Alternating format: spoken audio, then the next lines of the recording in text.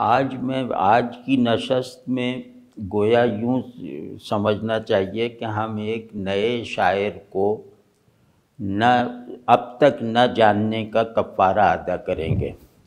اور مجھے واقعی حیرت ہے کہ یہ جن پر ہم آج گفتگو کرنے جا رہا ہوں، میں ان سے پہلے سے واقف نہیں ہوں، اور اس کا سبب یہی ہے کہ مطالعہ نہیں ہے، شاعری آج کل کیا ہو رہی ہے اس کی زیادہ خبر نہیں ہے، اور شاید اس سے کچھ زیادہ دلچسپی بھی نہیں تھی۔ تو لیکن کچھ ہفتے پہلے ایک کتاب مجھے ملی، یہ سورج مکھی کا پھول، اور یہ دلاور علی آذر صاحب کا مجموعہ ہے غزلوں کا۔ تو میں نے اسے فوری طور پہ نہیں دیکھا کیونکہ میرے لیے نام ہی یہ بالکل نامعلوم اور غیر معروف سا تھا، اور وہ جیسا میں بار بار اظہار بھی کرتا رہتا تھا کہ نئے شاعروں کے کلام کو دیکھ دیکھ کے میری مایوسی اور افسردگی بڑھتی رہتی تھی، تو اس وجہ سے بھی میں نے جلدی نہیں کی کتاب دیکھنے میں۔ تو اب جو کتاب دیکھنے کا موقع ملا تو اندازہ ہوا کہ میری طرح بے خبری یہ خود اپنے اوپر بھی ظلم ہے، اور جو اپنی شعری روایت میں جو کام ہو رہا ہے تاحال اس پر بھی زیادتی ہے۔ تو پھر میں نے ارادہ کر لیا کہ ان پر ایک نشست کروں گا۔ یہ ماشاءاللہ جوان ہیں، اور ایسے جوان ہیں جنہیں جو پیروں کا استاد بننے کی اہلیت رکھتے ہیں، شاعری میں کم از کم۔ تو انشاءاللہ ان کو ابھی دیکھتے ہیں تو آپ لوگوں کو بھی لگے گا کہ ابھی شاعری اپنے بہت دقیق جواہر کے ساتھ، اپنی بہت گہری لطافتوں کے ساتھ کہیں کہیں ہو ضرور رہی ہے۔ تو اب میں یہ ایک وہ کروں کہ مجھے نئے شاعروں میں جیسے یہ دلاور علی آذر ہیں اور ادریس بابر ہیں اور کچھ اور بھی ہوں گے، تو مجھے ان سے بڑی ایک اب ڈھارس سی بندھی ہے کہ امید ہے کہ یہ خاص طور یہ لوگ جو ہیں یہ اگلے زمانے کی شعریات کو اپنی شاعری سے مرتب کر کے کریں گے۔ تو اس میں پہلی جیسے سرسری سی بات پہلے کر لیتے ہیں، پھر جائیں گے کہ ان کے یہاں ان کے شعر کی معنوی اور تکنیکی وقت کہاں تک ہے۔ تو یہ جو دو شاعروں کے میں نے نام لیے، یہ دونوں کو دیکھ کر ظفر اقبال کی اہمیت کا اندازہ ہوتا ہے، یا ان کی اہمیت کا جو پہلے سے ادراک تھا اس میں اضافہ ہو جاتا ہے، اور یہ پتہ چل جاتا ہے کہ جدید غزل کی بوتیقہ جو ہے وہ انہی کی بنائی ہوئی ہے۔ اب ان کے بنائے ہوئے مختلف راستے، وہ ایک راستہ نہیں بنایا انہوں نے اپنی غزلوں سے، وہ جو مختلف راستے ہیں، کوئی صحرائی راستہ ہے، کوئی دریائی راستہ ہے، کوئی کہیں کا راستہ ہے، وہی راستے اب اگلے زمانے کا قانون سفر ہیں۔ تو مجھے تو جیسے ان دونوں کو دیکھ کر اب اس بات کو ذرا اعتماد سے کہنے میں مدد ملتی ہے۔ تو دلاور علی آذر صاحب جن پہ ہم آج بات کریں گے، ان کی غزلوں میں کہیں کہیں ظفر اقبال، کہیں کہیں کیا مطلب ظفر اقبال کے دبستان میں ان کے ہونے کا تأثر ہر جگہ ملتا ہے، اور کہیں کہیں احمد مشتاق کا رنگ بھی جھلکتا ہے، لیکن اس کے باوجود یہ ان کی شاعری کی جیسے ایک تاریخی نسبتیں ہیں، جس سے یہ پتہ چلتا ہے کہ یہ ایک روایت کے تسلسل میں ہیں، لیکن ایسا نہیں ہے کہ ان کو یہ کہہ دیا جائے کہ یہ فلاں شاعر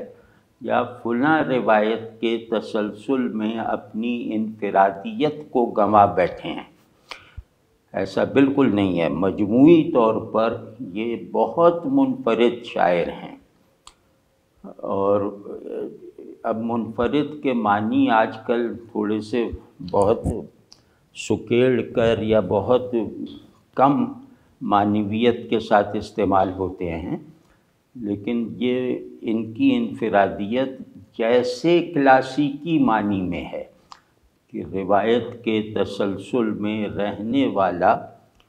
اور روایت کے تسلسل میں اضافہ کرنے والا، اس کو نئے ساحل فراہم کرنے والا،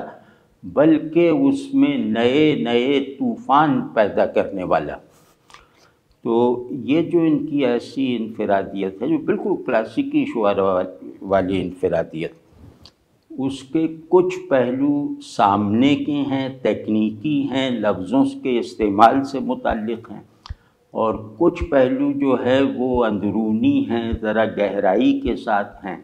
اور تخیل اور فکر شعری اور مضمون بندی وغیرہ کے عمل سے متعلق ہیں۔ تو شاعری میں انفرادیت کے دو پہلو ہوتے ہیں جن کی بنیاد پہ لوگ کسی روایت میں انفرادیت کے حامل مان لیے جاتے ہیں۔ ایک ہے تکنیکی پہلو کہ وہ شاعری کی فارم میں جو ہے وہ اپنا منفرد ہونا منوا لے، یعنی وہ لفظوں کے استعمال میں، شعر کے صنائع بدائع میں، فنکاری کے پہلو سے وہ پہلوں سے اور معاصرین سے مختلف ہو، یعنی اس کا ڈکشن مختلف ہو، لفظوں کے درمیان تعلق پیدا کرنا، لفظوں کو ترکیبی حالتیں دینے کا عمل جو ہے وہ بھی انفرادیت کے ساتھ وہ پہلے موجود نہ ہو۔ تو یہ ایک، جیسے مثال طور پہ اس انفرادیت کو ہم شاہ نصیر پہ منطبق کر سکتے ہیں کہ اس میں شاہ نصیر یا وہ اپنے جو ہے وہ سب کے ہندی کے اکثر شعراء اس انفرادیت کے حامل ہیں، اور جس میں لگتا یہ ہے کہ لفظوں کو ان سے پوچھے بغیر دوسری چیزوں سے منسوب کیا جا رہا ہے۔ تو یہ گویا قدرت اظہار والی انفرادیت ہے، اور اظہار پہ قدرت کے لیے ضروری نہیں ہے کہ ادراک میں بھی کمال حاصل ہو، مطلب یہ ادھوری انفرادیت ہے نا۔ تو اس لیے ہم کہہ رہے ہیں کہ ان ایسی شاعری جو اپنے شاعر کی تکنیکی انفرادیت پر شاہد ہو، ضروری نہیں ہے کہ اس کے مضمون بھی منفرد ہوں، یا اس کے جو سیمینٹکس ہیں، اس کے پیچھے جو تخیل کار فرما ہے وہ تخلیقی ہو، یہ ضروری نہیں ہے۔ جب ہی میں نے شاہ نصیر کا نام لیا تو دوسری قسم یہ ہے کہ اس کی مضمون بندی، اس کی منظر نگاری یعنی امیجری، اس کے احساسات، طرز احساس وغیرہ میں، یا معنی کی تشکیل کرنے کا جو اس کا اسلوب ہے، اس اسلوب کے پہلو سے وہ پچھلے شاعروں سے مختلف ہو، ان سے ممتاز ہو، اور یہ امتیاز ایک اتفاقی فضا میں ہے، ایک تصادم کی حالت میں نہیں ہے۔ مطلب منفرد وہی ہوگا جو آسمان کو آسمان اس کی بیسک ڈیفینیشن کے ساتھ مانتے ہوئے، جب اس مشترکہ آسمان کا، یعنی آسمان کی مشترکہ ڈیفینیشن پر رہتے ہوئے دو آدمی جب آسمان کو بیان کریں تو وہ مختلف ہوں۔ تو یہ انفرادیت ہے۔ تو جدید شاعروں میں سے اکثریت کی انفرادیت تخریبی ہے کہ جو سب نے کہا ہے اس سے بالکل برعکس کہنا ہے، تو اس سے یہ کہیں کہیں مہمل ہو جاتی ہے، اور اسی وجہ سے جدید شاعری کے تکنیکی اصول و ضوابط آج تک مقرر نہ ہو سکے، اسی لاپرواہی کی وجہ سے۔ تو خیر، تو وہ معنی والے جو لوگ ہیں، جو مضمون بندی، معنی آفرینی، منظر نگاری اور طرز احساس، یعنی غم کو میں الگ طرح سے محسوس کرنا، خوشی کو الگ طرح سے محسوس کرنا، آنکھوں کو جو ہے وہ ایک ہی دیکھے ہوئے منظر کو ایسا کر دینا کہ وہ دیکھا ہوا منظر آنکھوں کے لیے نظارہ اول کی حیثیت اختیار کر جائے، ذہن جن معانی سے مانوس چلا آ رہا ہے اپنے جمالیاتی شعور کی روشنی میں یا اپنے اخلاقی شعور کسی بھی پہلو سے، ذہن میں معنی کی ایک پریزنس ہے جو زنجیر کی طرح ہے، ایک حلقہ دوسرا حلقہ، مطلب یہ تسلسل ہے معنی کا۔ تو ایک شاعر آ کر جو ہے وہ یا تو اس تسلسل کو بریک کر کے اور ایک نئی زنجیر کا پہلا حلقہ بناتا ہے جو پہلی زنجیر کے مقابلے میں صورت میں مختلف نہیں ہے، مگر اس کی دھات مختلف ہے، جس سے وہ بنی ہوئی ہے وہ مختلف ہو جاتی ہے۔ تو یہ وہ انفرادیت ہے جو بڑے شاعروں کی انفرادیت ہوتی ہے۔ تو اب میں بہت یہ کہتے ہوئے ایک خوشی اور اطمینان محسوس کر رہا ہوں، اور جیسے ایک خوشی جس کے ملنے کی امید نہ رہ گئی تھی، وہ خوشی جیسے اچانک حاصل ہو گئی، تو اس خوشی کا اظہار ان لفظوں سے کرنا شروع کرتا ہوں کہ اس مجموعہ غزل میں، اب یہ شاید مجموعہ ہے یا ان کی اب تک کہی گئی غزلوں کا انتخاب ہے، ابھی بہرحال اس میں جو غزلیں موجود ہیں ان میں انفرادیت کی دونوں سطحیں ان کی دسترس میں، یا دونوں سطحوں پر ان کی انفرادیت ثابت ہے، یعنی تکنیکی اور فنی سطح پر بھی اور معنوی درجے میں بھی، دونوں میں ان کی انفرادیت ثابت ہیں۔ ان کی بنائی ہوئی تصویریں دوسرے کینوس پہ بنتی ہیں، دوسرے برش سے بنتی ہیں، ان تصویروں میں کام آنے والے رنگ جو ہیں وہ کسی اور کارخانے میں کسی اور کیمسٹری کے ساتھ بنتے ہیں۔ تو گویا مطلب یہ انفرادیت ایسی ہے کہ جس کی تشکیل کرنے والے تمام عناصر اجنبی نہ ہونے کے باوجود پہلی مرتبہ کسی کل میں کام آئے ہیں، کسی کل کو بنانے میں کام آئے ہیں۔ یہ بہت بامعنی بات ہے، اور ایسی انفرادیتیں اپنی روایت کو اس کی روح کے ساتھ جاری رکھتی ہیں، اور اس روایت پہ جو بلبلے بن جاتے ہیں اس کی روانی میں، اس کی روانی میں جو صورت کو، رسمی باتوں کو اور تکنیکی چمتکار کو جو غلبہ یا کسی خاص ثقافت یا کسی خاص لہجے اور زبان کو جو ایک تسلط سا کسی زمانے میں حاصل ہو جاتا ہے، وہ تسلط ختم کر کے اس کے اندر کے جو دھارے کو آگے بڑھاتے رہنے والی ایک نئی قوت فراہم کرتا ہے۔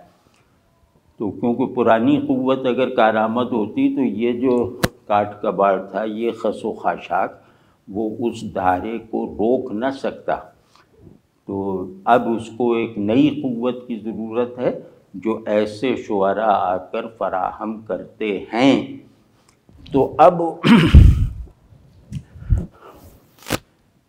جیسے میں نے عرض کیا کہ ان میں دونوں پہلوؤں سے یہ منفرد ہیں، تو اس میں اب جیسے ہم کچھ نکات عرض کرتے ہیں پوائنٹس سے، کہ جن سے ہم یہ مطلب یہ جن کی بنیاد پہ ہم یہ کہہ رہے ہیں کہ یہ منفرد شاعر ہیں، وہ پہلا تو یہ ہے کہ شاعری میں سب سے پہلے یہ دیکھا جاتا ہے کہ شاعر کو لفظ پر کتنی قدرت ہے، یعنی اپنے اوپر اور اپنے موضوعات پہ قدرت شاعری کا اٹل مطالبہ نہیں ہے۔ شاعری ایک فن ہے، اور اس فن میں کوالیفائی کرنے کا پہلا جو درجہ ہے، یعنی جس کے بغیر آپ شاعر ہونا کوالیفائی نہیں کر سکتے، وہ ہے تکنیکی. لفظ پر کتنی قدرت ہے، لفظ کے درمیان تعلق کو پیدا کرنے کے عمل میں آپ کتنی خوبصورتی اور وہ ضائع ہو گیا یہ ابھی تک. نہیں وہ ویسے تو ریکارڈ ہوا ہے لیکن وہ بیچ میں کچھ ہوا تھا انٹرنیٹ کا مسئلہ، وہ اسی کا لیکن اب وہ آ گئے ہیں دلاور صاحب بھی. ہاں بھائی، وہ یہ کوئی بھی یہاں تکنیکی مسئلہ ہو گیا تھا تو شاید آپ لوگوں کو سنائی تو سب دیا ہے نا.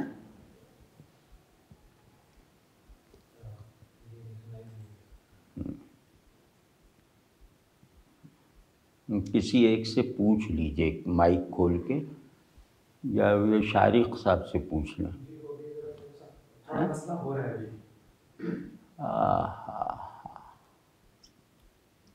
بھائی یہ کچھ مسئلہ ہو رہا ہے، یہ ذرا ٹھیک ہو جائے. اوہو، یہ کیا کنیکشن میں کوئی کمزوری ہے؟ ویک کنیکشن کا.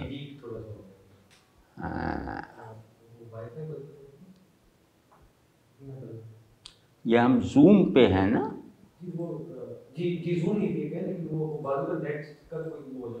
ہو جاتے ہیں. لیکن اب نیند تو بتا رہے کہ آواز آ رہی ہے، ابھی بند کیا.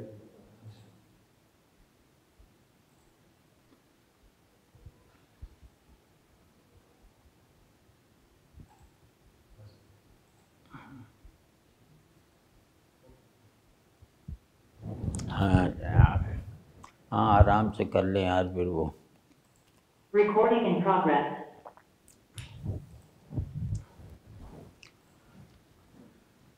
اب جب بولنا شروع کرنا ہو تو بتائیے گا.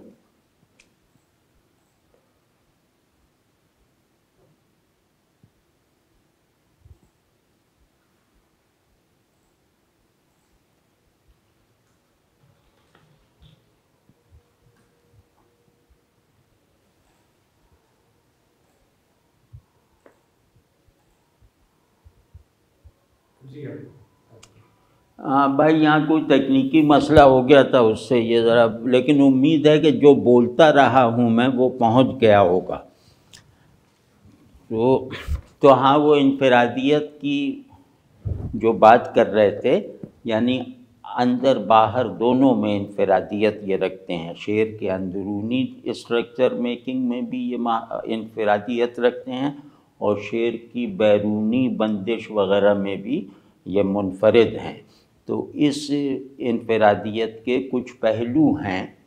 جن کی طرف توجہ کی جائے تو اس انفرادیت کو ماننا یا سمجھنا آسان ہو جائے گا. پہلی بات یہ ہے کہ جیسے میں نے کہا لفظ پہ قدرت دیکھنی، تو یہ مشکل زمینوں کو بھائی جیسے پانی کر دیتے ہیں. میں نے کم ایسے شعراء دیکھے ہیں جو مشکل زمینیں لگتا ہے کہ چنتے ہیں، سوچتے ہیں، اور مشکل زمینوں میں کہنا پسند کرتے ہیں. تو مشکل، اور پھر اس میں جو ان کا کلام ہوتا ہے اس کی روانی، اس کی تازگی اور اس کی شادابی دیکھ کر یہ پتہ نہیں چلتا کہ یہ کتنے مشکل ردیف قافیے کو نبھایا جا رہا ہے. یعنی یہ تصنع پیدا کرنے والے عوامل کو بے تکلفی کے دھارے میں کھپا دیتے ہیں. یہ بڑی بات ہے. ورنہ تو آپ دیکھیں جو پرانے کے لکیر پیٹا کر، نصیر پیٹا کر، جس میں ردیفیں بڑی بڑی ہوتی ہیں، تو آپ دیکھیں کہ اکثر پرانے شاعر جو ہیں انہیں دو چار غزلیں پڑھ کے اس طرح کی درد سر محسوس ہونے لگتا ہے. لیکن ان میں نے عجیب بات دیکھی کہ ان کی کوئی غزل لمبی لمبی ردیفوں والی ایسی نہیں ہے جس میں پر لطفی اور روانی نہ ہو. تو شعر کی اصل بنیاد یہ ہے کہ پر لطف ہو، یعنی بوجھ نہ بنے، پرکشش ہو اور رواں ہو، مطلب اس کی بندش، اس کا فلو سست نہ ہو. تو یہ بہت نادر بات ہے. مطلب میں یہ کہہ سکتا ہوں کہ اگر ان کو اس بنیاد پہ منفرد محض اس زمانے میں کہا جائے تو غلط نہ ہوگا۔ تو دوسرے یہ کہ لفظ کا یہ ہو گیا، دوسرے یہ کہ ان کے یہاں مضمون بندی، یعنی شعر میں جو کہا گیا ہے، شعر میں جو کہا گیا ہے وہ کہا ہوا دماغ میں منتقل ہو جاتا ہے اس معنی میں۔ تو وہ جو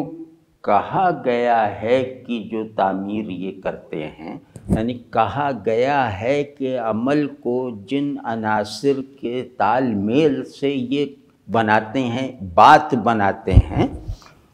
وہ پورا اس بات کی تشکیل کا عمل نیا محسوس ہوتا ہے۔ مطلب اس کی جیسے میں ایک مثال دینے کی کوشش کرتا ہوں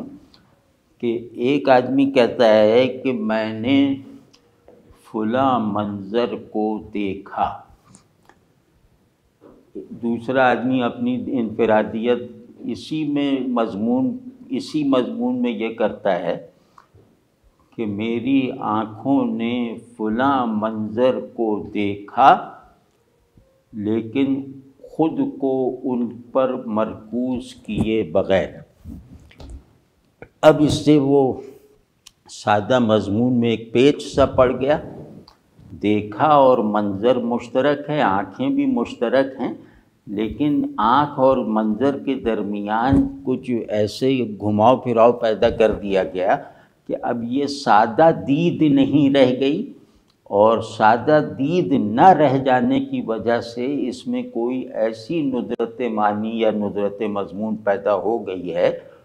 جو پہلے چاہے عمل میں آتی رہی ہو، بیان اور تجربے میں نہیں آئی۔ تو اس طرح کی یا یہ کہ منظر کو دیکھا تو احساس ہوا کہ جیسے آنکھوں میں اور منظر میں دیکھنے کا مقابلہ ہو رہا ہے، اب یہ بالکل نیا پن ہے۔ واضح ہے نا؟ تو ان کے یہاں اس طرح کا ہے کہ آنکھوں اور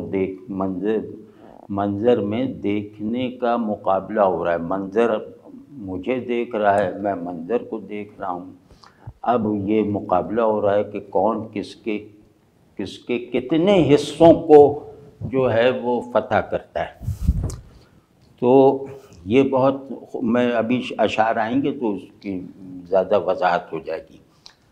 تو مضمون آپ سمجھیں نا، ایک مضمون کہتے ہیں معنوی،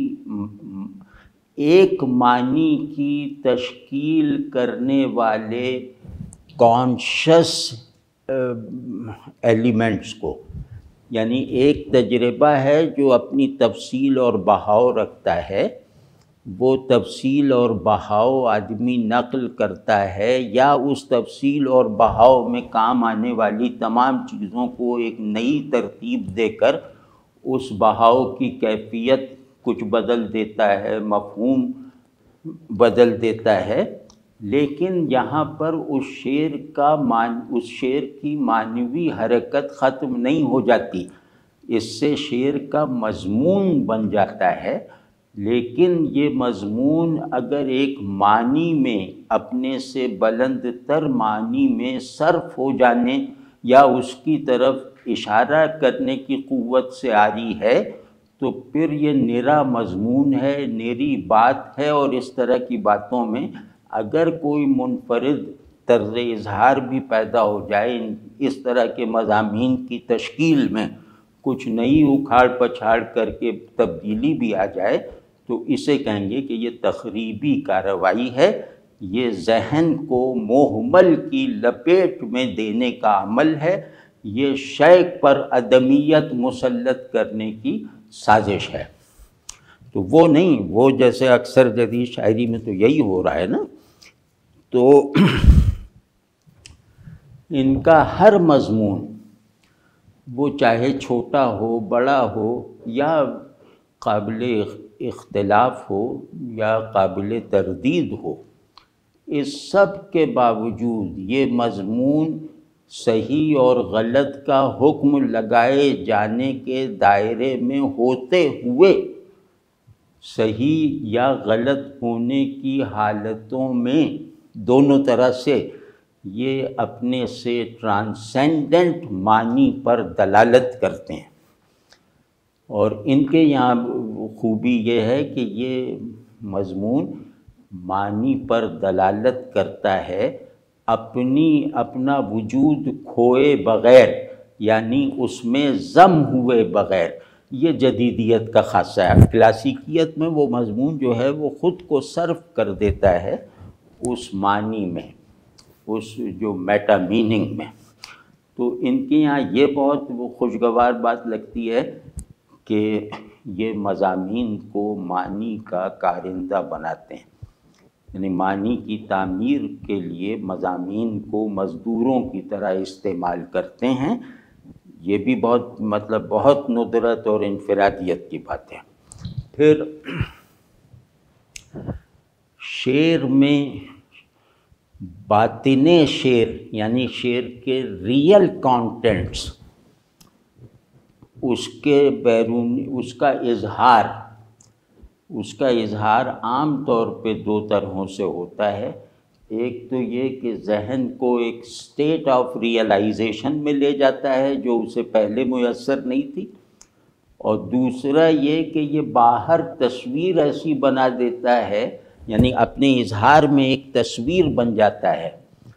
اور وہ تصویر اس کے مرتبے کا تعین کرتی ہے کہ یہ کس درجے کا کانٹینٹ ہے۔ تو معنی والی بات تو ابھی میں نے عرض کی۔ ان کے امیج میں یہ جو ان سے جو تصویر صادر ہوتی ہے اس میں بہاؤ اور تیز رفتاری کا تاثر ہے۔ وہ ایسے لگتا ہے کہ جیسے وہ کینوس پر نہیں بنی ہوئی، بلکہ وہ ایک ایسی معلق سی تصویر ہے جسے ہوائیں لے جا رہی ہیں، اس کا ایک حصہ لے جاتی ہیں، دوسرا بن جاتا ہے، تیسرا لے جاتی ہیں، چوتھا بن جاتا ہے وغیرہ۔ تو اس طرح کی سیال اور متحرک امیج بنانا، یہ اگر ایک آدھ جگہ ہو تو وہ تکے میں بن گئی ہوگی، لیکن اگر امیج میکنگ میں یہ مزاج مسلسل کام میں آتا ہوا دکھائی دے تو پھر ہم کہہ سکتے ہیں کہ یہ اس شاعر کے یہاں امیج میکنگ کا ایک نیا ضابطہ جو ہے وہ کام کر رہا ہے۔ اور اب تھوڑا درجہ بدرجہ ذرا مشکل ہوتی جائے تو معاف کر دیجیے گا۔ تو وہ ہے کہ اگر ہم ان کو ان کی شاعری کا لب لباب، ان کی شاعری کا ایک عنوان، ان کی شاعری کا معنی واحد، وہ معنی واحد جو بیان میں نہیں ہے، تو اگر اس سب کو دیکھتے ہوئے ہم ان کے بارے میں کوئی ایک دو باتیں اس خیال سے کرنا چاہیں کہ ان کی شاعری کی سمجھ اور اپریسیشن دونوں کی ہر ضرورت پوری ہو جائے گی، وہ ذرا سا تھیوری بننے کا ان کے یہاں بہت مجھے خوشی ہوئی کہ ان کو پڑھتے پڑھتے اگر آدمی اچھا تنقیدی ذوق اور لسانیاتی ذوق رکھتا ہو تو وہ کچھ تھیوریز کو زیادہ پرفیکٹ بنا سکتا ہے، زیادہ مؤثر بنا سکتا ہے، اور یہ شاعر کی بڑی کامیابی ہوتی ہے۔ تو انفس اور آفاق، یعنی آدمی اور اس کے اندر کی دنیا، اور آفاق یعنی اس کے باہر کی دنیا۔ تو کائنات، انسان اور کائنات میں، یعنی انسان باعتبار خفا، باعتبار پوشیدگی، باعتبار باطن، اور کائنات بلحاظ ظاہر، یہ دو کل ہیں جو وجود کے تمام تصورات کی کے لیے بنیادی مادے کی حیثیت رکھتے ہیں، اور وجود کی پورے جو وجود کی ڈیفینیشن انہی دو کو مربوط یا متصادم کر کے بنتی ہے۔ تو اس میں دیکھیے کہ انسان اور کائنات میں تصادم اور مطابقت دونوں طرح کی نسبتیں ساتھ ساتھ سرگرم عمل ہیں۔ اگر ان میں سے ایک نسبت بھی معطل ہو جائے تو پھر وجود کی یہ دو شانیں، یعنی انسان کا باطن اور کائنات کا ظاہر، یہ میننگ لیس ہو جائے گا، یہ فنا ہو جائے گا۔ تو وہ دو جہتیں جو بیک وقت ہیں وہ تصادم اور مطابقت، کہ تصادم سے ترقی، تصادم سے دونوں کی تشکیل میں اضافہ ہوتا ہے، اور مطابقت سے دونوں کی تشکیل کے اگلے مراحل نئے تصادم کی طاقت حاصل کرتے ہیں۔ تو یہ جو اصول ہستی ہے اور جو پرنسپل آف کانشسنس ہے، یہ نئے زاویوں کے ساتھ استعمال میں لانا، یہ بڑے دماغ کی بات ہے، بڑے شعور کی بات ہے، اور بڑی شاعری کر سکنے کی اہلیت کا ثبوت ہے۔ تو وہ نئے زاویے جو ہیں وہ نکالتے ہیں، تصادم کے بھی اور مطابقت کے بھی۔ ایسا نہیں ہے کہ وہ ان کے پیروں کے تصادم اور مناسبت سے نکال رہے ہیں، وہ ان کے بنیادی جوہر، ان کے بہترین عناصر کے ساتھ ان میں انٹریکشن اور ان میں تضاد و تخالف و تصادم کو جاری دکھا رہے ہیں، ایک نئی رفتار کے ساتھ، ایک نئی شدت کے ساتھ، اور ایک نئے سنتھیسس کی طرف۔ تو اس میں ان کا جو میتھڈ ہے وہ ہے آدمی کی آفاقیت پر اصرار کرنا اس کی انفسیت کے مقابلے میں، یعنی آدمی اپنے باطن سے خود کو ڈیفائن کرنے کی بندشوں کو قبول کرنے کے نتیجے میں خود کو اب مختلف قسم کے خلاؤں کا کنٹینر بنایا جا رہا ہے۔ اب کوئی چیز بھی، ہر چیز جو ہے اپنی ڈیفینیشنز موجود ہیں، ڈیفائنڈ، وہ غیر حاضر ہے، وہ معدوم ہے۔ تو اس انتہائی بڑے المیے سے نکلنے کا طریقہ اور اپنے ہی تصور وجود کو، اپنے ہی نظریہ انسان کو حالت تصدیق میں لانے کی ضرورت کا احساس، اور اس حالت تصدیق کی فراہمی کے لیے کائنات کو انسان کے وجودی آرڈر کا نمائندہ بنانا، یہ بڑی بات ہے، کیونکہ آفاق تصدیق کے لیے ہوتا ہے، باطن جو ہے وہ تصور سے مناسبت رکھتا ہے۔ تو آدمی کا کھویا ہوا باطن پھر سے اس کے اندر زندہ کر کے اس باطن پر منحصر اور مشتمل وجود کو آفاقی آثار سے ثابت کرنا، آفاق کو اس کے لیے جیسے سائنس کا مجموعہ بنانا، آفاق کو اس کا مصدق بنانا۔ جیسے ابھی تک کی روایت یہ ہے کہ آفاق تصدیق لیتے رہے ہیں، معنی اخذ کرتے رہے ہیں انسان سے، اب وہ دور آ رہا ہے، یا اب وہ ضرورت آ پڑی ہے کہ اب انسان اس بات پر مجبور ہے، انسان کو اس بات کی ضرورت ہے کہ وہ اپنے موجود ہونے کے شواہد آفاق کائنات سے لے۔ بالکل اسکیم بدل گئی نا۔ تو یہ اسکیم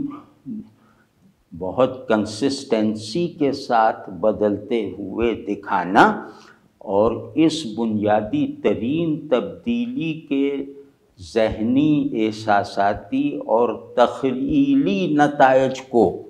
قدرت کلام کے ساتھ ایکسپریس کرنا، تو اور شاعری کا بھی اس سے زیادہ کیا کمال ہوگا۔ تو یہ میں نہیں کہہ رہا ابھی، یہ مطلب یہ میں بڑی شاعری کے تو اوصاف بتا رہا ہوں، اور ان کے لیے یہ کہہ رہا ہوں کہ یہ بڑی شاعری کی ان اوصاف پر پورا اترنے کی ایک قابل اعتماد اہلیت رکھتے ہیں۔ تو اللہ کرے کہ یہ اس کو استعمال کریں۔ تو دوسرا یہ کہ انفس کا مطلب ہے انسان مجموعی، انسان با اعتبار نوع اور اس کا باطن، اور آفاق با اعتبار نوع اور اس کا مبنی بر کثرت مظاہر کا حامل ہونا۔ تو ابھی تک ان میں انسان، آرکیٹائپل انسان، آفاق، ایک پورے آنٹولوجی۔ اب جو اس سے ان کا ایک وہ مطلب ایک اس میں جو ایک مطلب کیا کہتے ہیں کہ اس سارے عمل کو وہ ایک مستقل نتیجے میں کھپاتے ہیں، یا اس سارے عمل کو وہ گویا رخ موڑ کر، پہلے سے طے شدہ راستے سے رخ موڑ کر وہ اس طرف لے آتے ہیں کہ یہ دونوں کا تصادم اور تطابق دراصل اس لیے ہے کہ میں کیا ہوں کا جواب میسر آ جائے۔ یہ آپ نے دیکھا نہیں کیسا پیچ پڑے گا اس سے، کہ اب میں کیا ہوں کا جواب میری اس شخصیت کا نہیں ہے جس کا ایک نام ہے، جس کا ایک شجرہ ہے، جس کی ایک شہریت ہے، وہ نہیں، یہ میں ہوں، میں کیا ہوں، اس جواب سے گونجے بغیر نہ کائنات موجود ہے نہ انسان موجود ہے۔ تو یہ جو سارا نظام وجود ہے یہ میں کیا ہوں کے جوابات سے گونج رہا ہے۔ تو یہ اس میں جیسے کوئی نیا جواب داخل کرنا چاہتے ہوں گے، لیکن یہ بڑی بات ہے۔ تو پھر اس کو میں کہہ رہا ہوں کہ یہ ایک سبب انفرادیت یہ بھی ہے کہ صیغہ واحد متکلم کی نئی جہتیں جو ہیں وہ دکھانا، کسی آئیڈیالزم کا تأثر دیے بغیر، مطلب اپنے کسی پچھلے فکری در و بست اور روایت سے بالکل کاٹ کر میں کو ایک نیا تشخص دینا، ایک بالکل نئی فضائے وجود میں، ایک بالکل نئی لاجک آف بینگ کی روشنی میں، اور ایک بالکل مختلف جذبہ ہستی کے ساتھ۔ تو وہ یہ سب کچھ جہاں پایا جائے گا یا جہاں پائے جانے کا تأثر اخذ کیا جائے گا، وہ جگہ ہے میں مطلب شعور کو بھی حالت تیقن میں رکھتا ہے،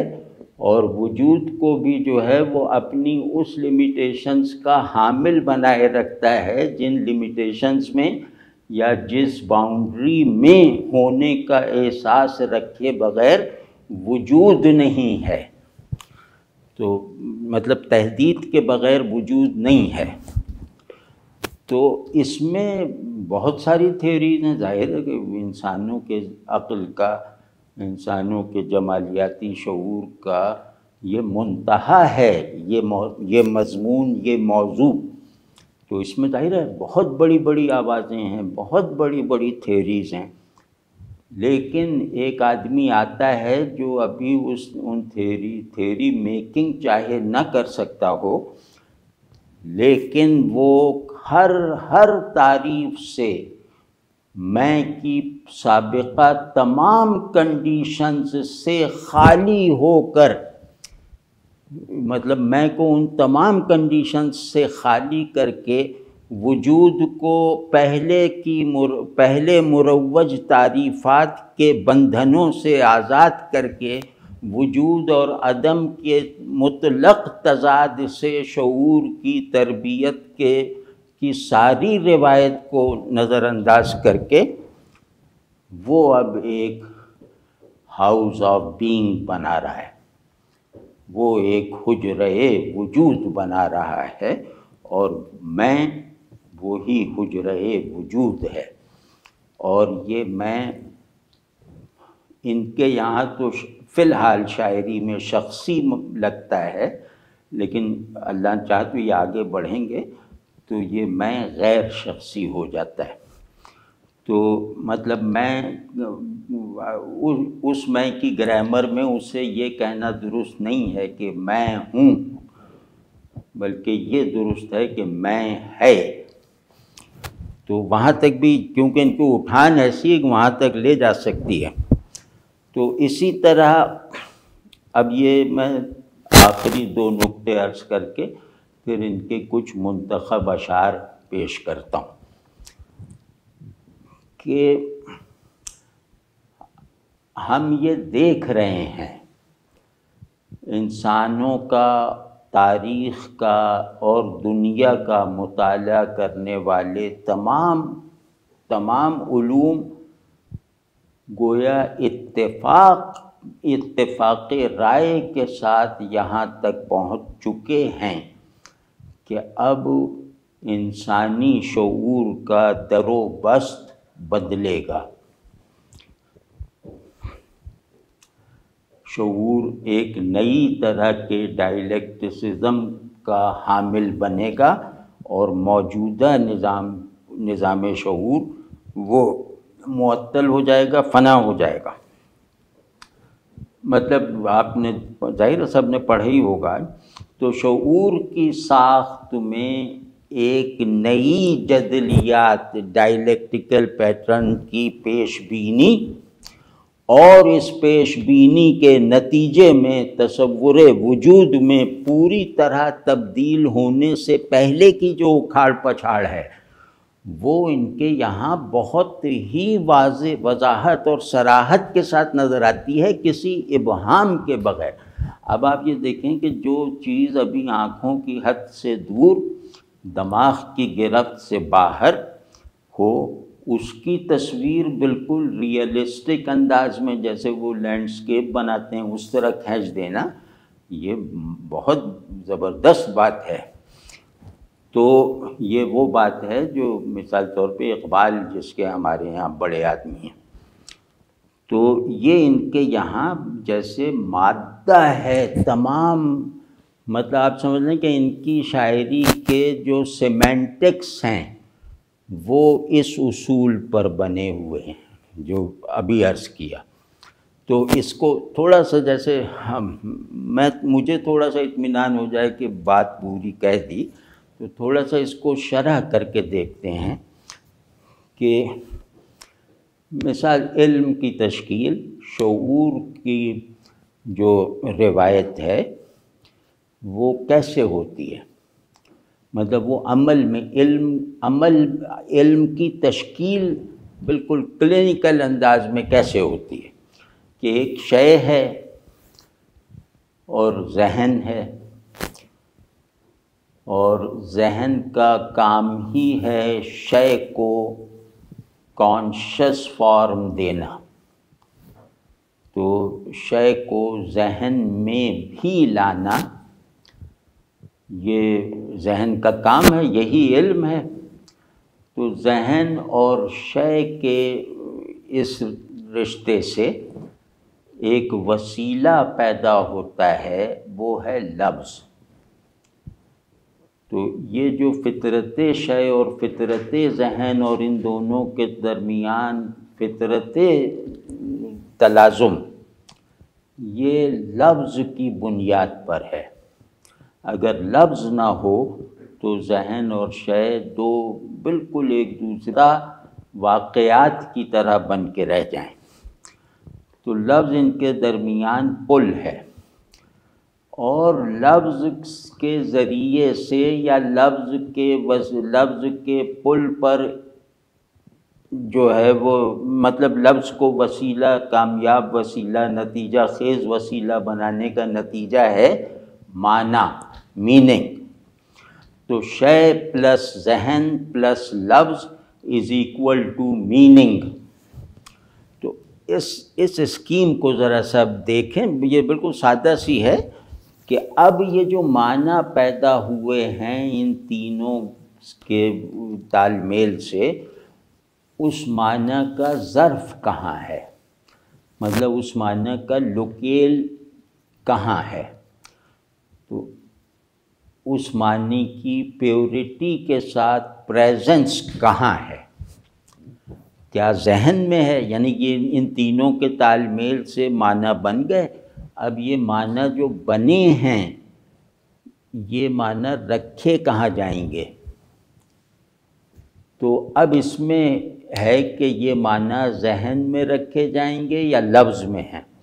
یہ معنی اپنی پیورٹی کو برقرار کہاں رکھ سکتے ہیں؟ اپنے امتیاز کو مطلق کہاں رکھ سکتے ہیں؟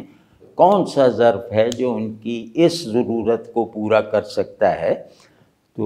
وہ پتہ چلتا ہے کہ وہ لفظ ہے، ذہن نہیں۔ تو یہ انشاءاللہ واضح ہوگا۔ تو معنی اپنی پیورٹی کے ساتھ، اپنی پرفیکشن کے ساتھ، اپنی انڈیپینڈنس کے ساتھ جو ہیں وہ لفظ میں ہیں، ذہن میں نہیں۔ ذہن کے لیے تو معنی خود ایک لفظ ہے، مطلب ذہن معنی اور لفظ میں دوئی نہیں رکھتا، ہر معنی ایک لفظ ہے۔ تو اب ذہن کی روح سے اگر ہم دیکھیں، تھوڑا سا پیچیدہ سو ہو رہا ہوگا لیکن اب بس دیکھ لیجئے، اس کا نتیجہ اللہ چاہ تو اچھا ہے۔ تو ذہن کی جہت سے لفظ جیسے اسم ہے، ناؤن ہے، اور وہ لفظ جس شے پر دلالت کرتا ہے یا جس شے کے سے وہ مخصوص ہے وہ اس کا مسمى ہے۔ یہ ایک جبری نظام ادراک ہے، ایک جبری نظام ہے ذہن اور شے کا اور لفظ کا، سب میں تو ایک جیسے پہلے سے طے شدہ کردار ہیں جن کو بس یہی کرنا ہے۔ تو یہ جبر ایک آدمی آ کر توڑ دیتا ہے اور وہ یہ دکھا دیتا ہے کہ اس جبر کو وقتاً فوقتاً شعور کے ارتقاء کے اگلے مراحل میں توڑے بغیر یہ دونوں یعنی لفظ اور شے، ذہن اور شے، یہ دونوں فرسودہ اور بے معنی ہو جائیں گے۔ یہ ہمیں باور کروا دیتا ہے، بلکہ تجربہ کروا دیتا ہے کہ جب میں اسم کو اس سے بلند کروں، اسم کی اسمیت میں اضافہ کروں اور مسمى کی نوعیبلٹی میں اضافہ کروں، اسم کو شعور کی ترقی کے تابع رکھوں اور شے کو، مسمى کو جو ہے وہ وجود میں احوال کی زرخیزی اور نمو کے تسلسل میں شریک رکھوں، اس سے مستفیض رکھوں، تو یہ وہ ہوتا ہے کہ پھر معنی باسی نہیں رہتے، لفظ کلیشے نہیں بنتے، دماغ جو ہے وہ محض حافظہ بننے سے محفوظ رہ جاتا ہے۔ تو جو بہت زیادہ حیرانی کی بات ہے کم از کم میرے لیے کہ ان کے یہاں یہ درجہ جو ہے، یعنی کہ یہ جو شعور کے تکمیلی عناصر میں سے ایک عنصر اور وجود کے حقیقی عناصر میں، حقیقی عوامل اور احوال میں سے ایک حال، یہ ان کی شاعری میں بہت تسلسل کے ساتھ اس شعر کی معنویت کی نوع متعین کرتا ہے، اس شعر کو ایک کیٹیگرائزڈ میننگ میں رکھتا ہے، چاہے وہ کیٹیگرائزڈ میننگ صرف شاعری پڑھنے والے ذہن کے لیے ناقابل ادراک ہو، لیکن وہ ہوتی ہے۔ تو اب یہ تو ہو گئی ان کی میرے خیال میں ان کی شاعری کے جو اہم عناصر ہیں وہ بیان ہو گئے۔ ان عناصر کو اگر آپ دیکھ لیں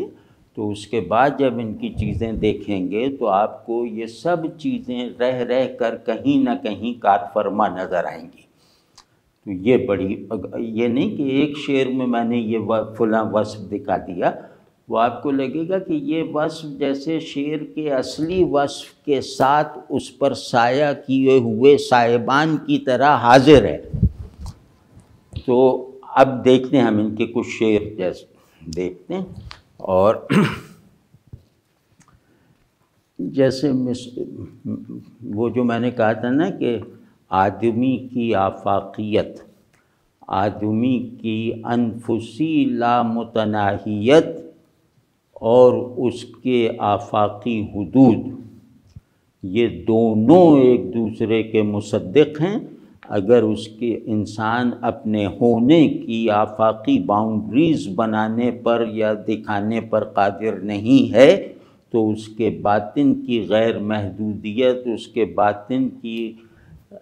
جو ہے وہ غیب آثاری، وہ مفروضہ ہے۔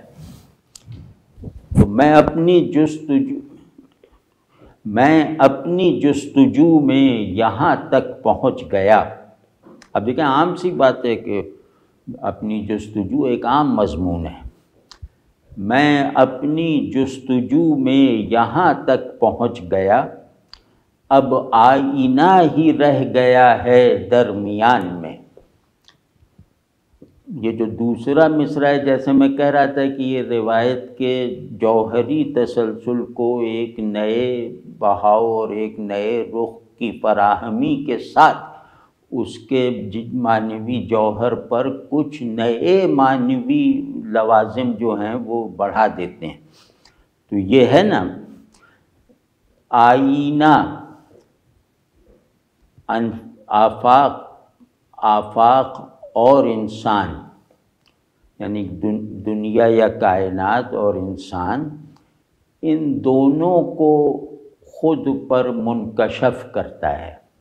آئینہ مطلب نہ ہو تو کائنات خود کو نہ دیکھ سکے۔ اب یہ الگ بات ہے کہ کائنات کے لیے آئینہ کیا ہے وہ ہم نہیں جانتے،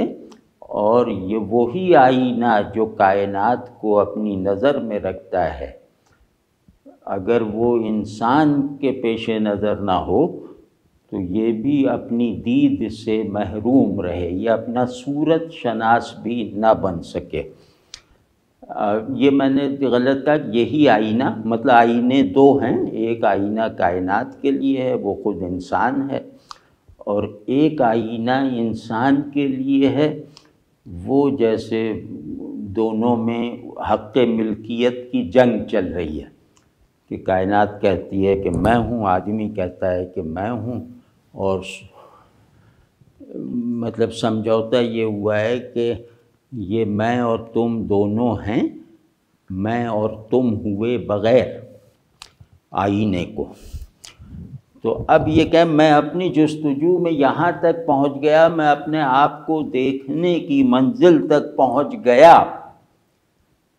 میں اپنی دوئی کے نقطے تک پہنچ گیا۔ میری حقیقت اس بات کی متقاضی ہے کہ میں اپنا دو ہونا ثابت کروں۔ جیسے مولانا فرمائیں کہ زاں کے درمن، زاں کے یک من نیست درمن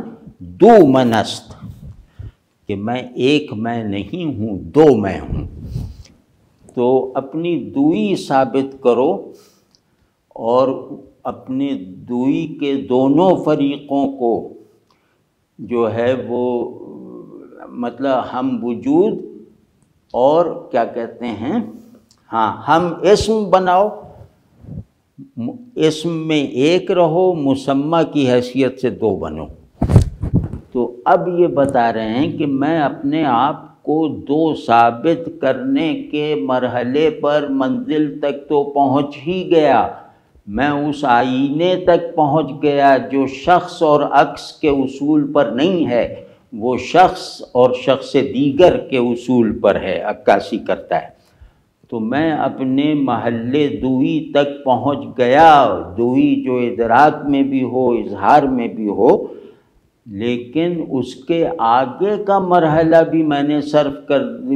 طے کر لیا جو میری ذمہ داری نہیں تھا، اور وہ یہ تھا کہ میں اس دوئی کو بھی ٹرانسینڈ کر کے آئینے کو اس دوئی کا گھر بنا کر خود کو میں نے اس گھر سے نکال کے ایک ایسی ٹرانسینڈنس اختیار کر لی جہاں اب مجھے خود اپنا پتہ نہیں ہے، جہاں اب میں کہہ نہیں سکتا کہ میں وحدت میں ہوں یا دوئی میں ہوں یا وجود و عدم کے تصادم میں بیچ میں ایک ہوں، یا میں نہ موجود ہوں نہ معدوم ہوں۔ مطلب اب میں اپنی ہر ڈیفینیشن سے بلند ہو گیا، اب آئینہ ہی رہ گیا ہے درمیان میں، یعنی کہ درمیان کا مطلب ان دو کے درمیان میں آئینہ ہی رہ گیا ہے، اور وہ دو جو ایک دو بنا تھا وہ ایک دو بن کر اپنی ایک نئی اکائی کے ساتھ ان سے ٹرانسینڈ کر گیا۔ یہ بڑے مطلب آپ سوچیں کہ ایسے الفاظ بھی استعمال کر دینا جو حقائق اور معانی کی برتر سطحوں پر وارد ہو سکتے ہوں، منطبق ہو سکتے ہوں، یہ بھی کمال سے کم نہیں ہے۔ تو اسی طرح جیسے اب اور سب بڑے عجیب عجیب سے ہیں، جیسے منظر بھٹک رہے تھے در و بام کے قریب۔ اب آپ نے دیکھا نا کہ انسان کو کازمولوجیکل بنانے کا عمل آپ ذرا دیکھیے، وہ منظر بھٹک رہے تھے، یعنی کہ یہ جو باہر کی دنیا ہے یہ انسان کے ڈھب سے موجود ہے۔ تو منظر بھٹک رہے تھے در و بام کے قریب، میں سو رہا تھا خواب کے پچھلے مکان میں۔ اب یہ سرریلسٹک ہے، اور اگر آپ معنی کے پرانے تصور پر قائم رہیں گے، تجربے اور احساسات کی پرانی تعریفوں میں پر مصر رہیں گے، محسوس کرنے کی پرانی روایتوں کو چھوڑنے سے انکار کریں گے، یا ان کو پکڑے ہوئے نئی منزلوں تک پہنچنے سے منہ پھیریں گے، تو پھر یہ سب کچھ جیسے ایبسرڈ ہے۔ لیکن اگر آپ اس شعر کو چھونے، سمجھنے اور دیکھنے کے لیے اپنے آپ کو، اپنی عادتوں کو، اپنی پرانی کنڈیشنز کو تھوڑی دیر کے لیے اپنے ذہن سے محو کر دیں، تو آپ کو لگے گا کہ جیسے آپ نے معنی کے معنی میں سفر کر لیا ہے۔ یعنی ابھی تک آپ صورت کے معنی میں تھے، اب آپ کو جو میسر معنی تھا یہ اس معنی کے معنی کی حیثیت رکھتا ہے۔ تو اور جیسے شعر ان کے بہت انتخاب ہو سکتے ہیں، تو ویسے کچھ پڑھ دیتا ہوں، پڑھتے ہوئے بیچ میں کوئی اگر نقطہ آیا تو عرض کر دوں گا کہ آج کی رات گزاری ہے دیے نے مجھ میں، آج کی رات گزاری ہے دیے نے مجھ میں، آج کا دن میرے اندر سے نمودار ہوا۔ آپ ذرا اس کی میں ایک خوبصورتی کا بھی عنصر اور ایک وہ جو میننگ فلنس ہے، ہائر میننگ فلنس، اس کا بھی ذوق دیکھیے کہ آج رات اور دن دونوں آج ہیں، تو گویا ان رات اور دن کی حیثیت سے ان کا اختلاف تضاد نہیں ہے، بلکہ ان کا اختلاف ایک وحدت کو ثابت کرنے کا ذریعہ ہے، ایک وحدت، دائرہ وحدت کی لامحدودیت اور اس کی حتمیت اور اس کی مطلقیت کو ثابت کرنے کے لیے رات اور دن میں اختلاف پیدا کیا گیا، کہ گویا اختلاف سے اوپر اٹھنا ہی حقیقی ہونا ہے۔ تو آج گویا زمانے حقیقی ہے، اس آج میں زمانے نے اپنی حقیقت محفوظ کر لی، اور اس کے یہ دو ٹکڑے ہیں جو اظہار کے لیے ہیں۔ تو اب یہ دیکھیں کہ یہ پورا آج یعنی عرصہ وجود، یہ بلحاظ شعور بھی مجھ پر منحصر ہے کہ آج کی رات گزاری ہے دیے نے مجھ میں۔ دیا دکھانے کے لیے ہوتا ہے، دیا اندھے پن کا علاج ہے، جہل کا دارو ہے۔ تو آج کی رات، آج جو شعور ہے وہ بھی میرے اندر جیسے پناہ گزین ہے۔ یوں سمجھیں کہ میرا ایک، یوں سمجھیں کہ میں جس شعور کو میرا شعور نہیں کہہ سکتا، لیکن وہ شعور جو ہے وہ مجھ پر مؤثر ہے، مجھ پر اثر انداز ہے، تو اس شعور کے اندر میں ایک منٹ، یہ ذرا میں پھنس گیا ہوں، اٹک گیا ہوں، تو یہ اس کو پھر سے کہتا ہوں، یہ پرانی بات کو ختم کر کے، کہ اس کو یوں سمجھیں کہ آج جو ہے وہ شعور کا نیا در و بست پیدا ہوا، کیونکہ آج زمانے نے خود سے بلند ہونا سیکھ لیا ہے، اور آج کا جو دن ہے، اب آپ دیکھیں دونوں میں وہ ہے، خیر وہ تو بتا دیا، آج کا دن جو ہے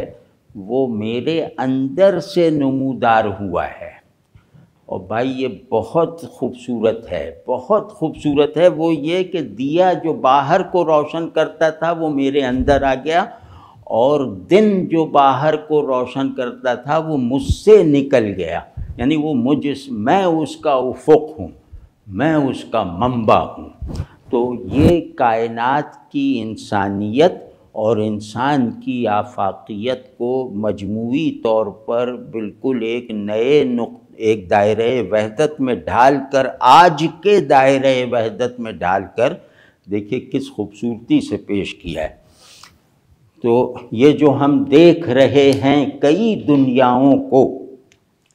یہ جو ہم دیکھ رہے ہیں کئی دنیاؤں کو، ایسا پھیلاؤ سمٹنے کے لیے ہوتا ہے۔ خیر یہ تو واضح بھی ہوگا، لیکن اس میں ہیں باریکیاں، لیکن ابھی شعر پڑھ رہے ہیں تو وہ ذرا قدرت کلام اور مشکل زمینوں کو پانی کرنے والا وصف اس شعر میں دیکھیے کہ اس نے بھیجا ہے جو ایک خواب مجھے رات کے ہاتھ، اس نے بھیجا ہے جو ایک خواب مجھے رات کے ہاتھ، چوم کر کیوں نہ اسے دیکھ لوں میں ہاتھ کے ہاتھ۔ خوبصورت بھی ہے، پر لطف بھی ہے، مشکل بھی ہے، اور ایسا لگتا ہے کہ مشکل آسان سے زیادہ پر لطف ہے، ایسے شعر کو پڑھتے ہوئے یہ احساس ہوتا ہے، اور پوری تصویر بہت مشکل ہے، بہت نادر ہے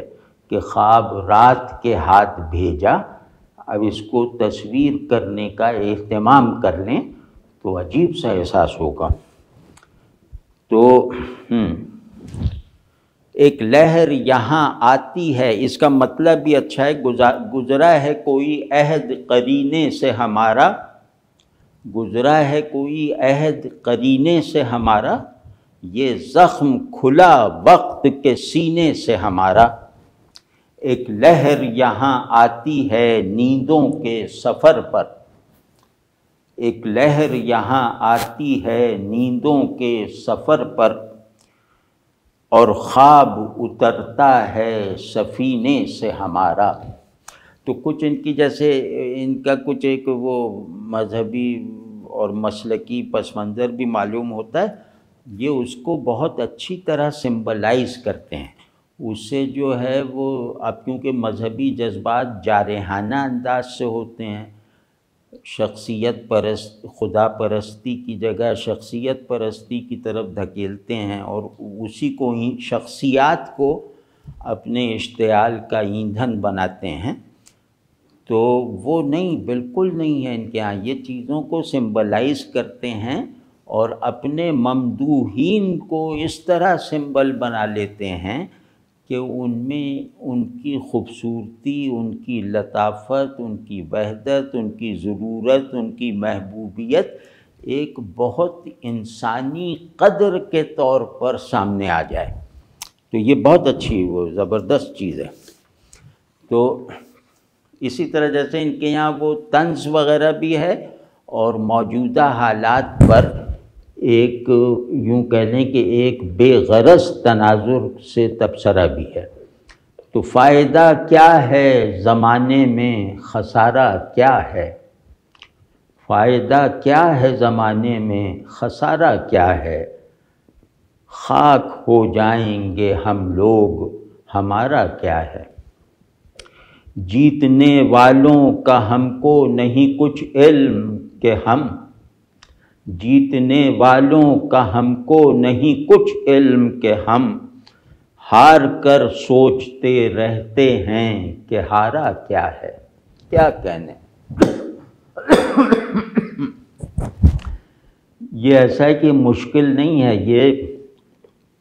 یہ شعر مشکل نہیں ہے، سہل ممتنع کی طرح اگر آپ اسے پڑھیں تو پھر اس کی احساساتی ندرت، اس کی مفہومی جودت، اس کی وہ جو تخیلی شادابی ہے وہ آپ پر کھلتی چلی جائے گی کہ جیتنے والوں کا ہم کو نہیں کچھ علم کہ ہم ہار کر سوچتے رہتے ہیں کہ ہارا کیا ہے۔ بہت خوبصورت ہے، اب موقع نہیں ہے وگرنہ میں اس کی تشریح بہت دل لگا کے کرتا۔ تو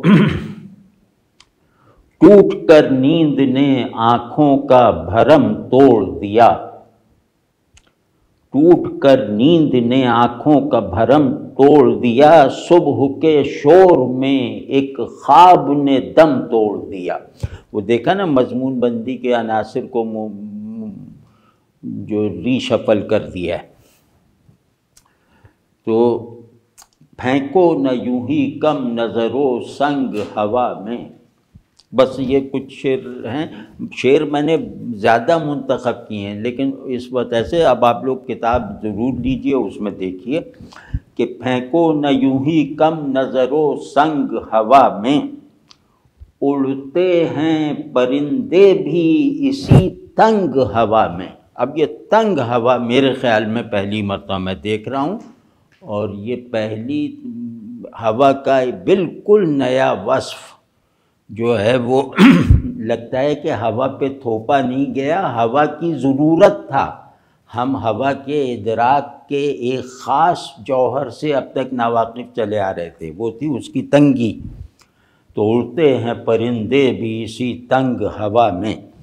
اور وہ جو کہہ رہا تھا انسان کی آفاقیت کے مظاہر اور اس کی ری اسٹرکچرنگ، جیسے ہر ایک ٹوٹتی شے ہے میرا وجود، جیسے ہر ایک ٹوٹتی شے ہے میرا وجود، جیسے یہ کائنات میرے گھر کی چیز ہے۔ واضح ہے نا؟ اور یہ ایک بہت خوبصورت اور بہت نازک خیالی کا نمونہ یہ شعر ہے جو میں اب پڑھنے جا رہا ہوں کہ میں نے ایک رات کی رعایت سے، میں نے ایک رات کی رعایت سے اپنی مرضی کا دن بنا لیا ہے۔ بہت عجیب ہے، وہ سب جو باتیں پیچھے میں نے کی ہیں نا، بس ان کے گرد ان میں سے ابل ابل کے نکل رہی ہیں۔ اشک کا ذائقہ بدلتی رہی، اشک کا ذائقہ بدلتی رہی، میری آنکھوں سے متصل کوئی چیز۔ یہ بہت جیسے پیراڈاکسیکل ہے، ان کے یہاں یہ رجحان بھی ہے کہ قول محال بہت ہے۔ اب قول محال بھائی پیراڈاکس کا ترجمہ ہے، اب آپ لوگ خود سمجھ لیجئے کہ پیراڈاکس زیادہ قابل فہم ہے یا قول محال۔ تو بہرحال یہ پیراڈاکسیکل سا ہے۔ تو اور یہ بھی بہت ایسا ہے کہ اس میں غواصی کرنے کو دل چاہتا ہے، اور اس کے اندر جو احساسات کی ریل پیل ہے اس کو جیسے جذب کرنے کی کوشش کرنی چاہیے۔ اور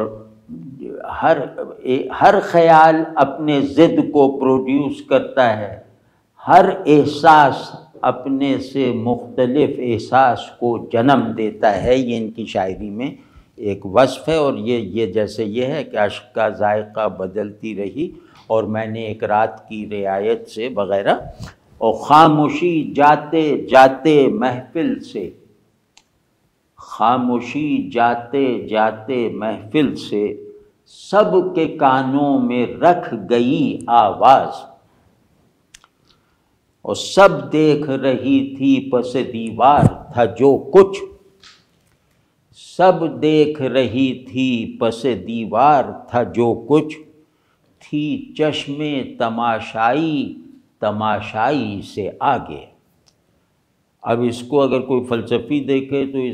اس کو وہ ایک مقالہ بنا لے اس کے مضمون کو۔ جمالیاتی نظر سے بھی دیکھیں تو منظر حقیقی ہو تو آنکھ مطمئن ہو جاتی ہے، دیکھنے والا مضطرب رہتا ہے، دیکھنے والا ادھورے پن میں رہتا ہے، آنکھ پورے پن کو پا جاتی ہے، یعنی پورے پن کے احساس میں رہتا ہے۔ تو اور اچھا ان کے یہاں کچھ وہ جو میں والا میں کہہ رہا تھا نا، تو اس میں کی تشکیل نو میں جیسے کچھ جیسے ناہمواریاں سی بھی آ جاتی ہیں، لیکن وہ ناہمواریاں معنوی ہوتی ہیں، شعری نہیں۔ شعری طور پہ شعر اچھا ہو جاتا ہے۔ کہ مثال تو جیسے تعلی کی ایک ہمارے یہاں روایت ہے نا، تو انہوں نے تعلی کو بھی ایک نیا رخ، ایک نیا لوکیل دے دیا کہ شانوں پہ کس کے آئے گا یہ بار کائنات، شانوں پہ کس کے آئے گا یہ بار کائنات، اب تک تو خیر میں ہوں پر آئندہ کون ہے۔ تو یہ شعر مطلب مبہوت نہیں کرتا اس پہ، جیسے آدمی شفقت سے اگر بڑی عمر کا ہے تو شفقت سے مسکراتا ہے لیکن لطف اندوز ہوتا ہے۔ تو یا اسی طرح کا دوسرا شعر دیکھیں، خوبصورتی اپنی جگہ ہے، اور جیسے وہ بچوں کے کھیل سے کچھ سیکھنا اور لطف اندوز ہونا اور ذہن کو ان پر اپلائی ہونے کی اجازت نہ دینا، ذہن ان میں بدصورتی پیدا کر دے گا بچوں کی لاجک میں۔ تو اسی طرح کا یہ کہ میں شام ہوتے ہی گردوں پہ ڈال آتا ہوں، میں شام ہوتے ہی گردوں پہ ڈال آتا ہوں، ستارے لپٹی ہوئی شال میں پڑے ہوئے ہیں۔ تو اچھا تو بہت لگتا ہے کہ ایک آدمی یہ سب کام کرنے کی سوچ رہا ہے اور یا کرتا ہے، اور ہمارا دل چاہتا ہے کہ کبھی یہ حقائق و واقعات اور میں جکڑی ہوئی زندگی اور بالکل تھکے ہوئے، ان سے تھک چکے اور بیزار ہو چکے ذہن سے باہر نکل کر چیزوں کو لطف کے پیراڈائم میں دیکھیں،